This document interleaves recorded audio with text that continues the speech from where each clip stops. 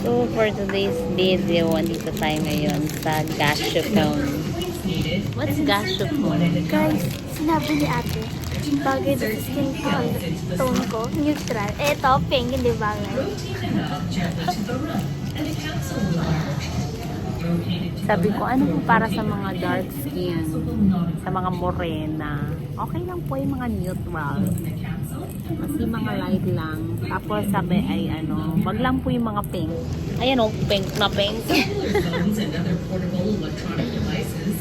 So we're here at the Gashapon. Ito din po yung basta nakita niya. Same ako ni Bianca. Ano to, 3 tokens? Ito yung isa, 3 tokens. Cute siya. Hello Kitty. So, per token dito is 65 pesos. So, ayan. Marami dito. Marami siyang pagpipilian. Guys, tingnan nyo. Magana to. Oh, yan. Biglang natatakot ako. Dagdag na naman sa kanya. Parang wala naman lumalabas. Kasi hindi siya kasha. Yun siya. Yung dalawa pala. Pwede ito maging bracelet. Oh, yan. Yan na yung nakuha niya. For 3 tokens. Tapos si Daddy. Malaki siya. Ha? Nagulat si Daddy, malaki na.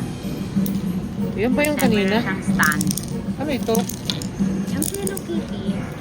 Masan yun? Ba't lumaki? Tapos yan, marami diyang mga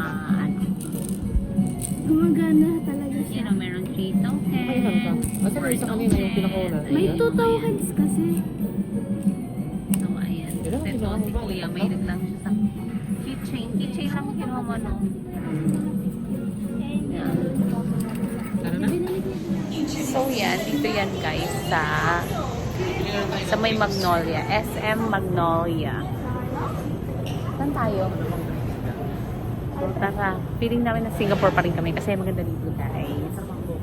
Di ba, no? Para tayo na Singapore pa rin, no? Yan. Ganyan pa rin siya. Oo! Sorry. Ako naisip. Ganito ay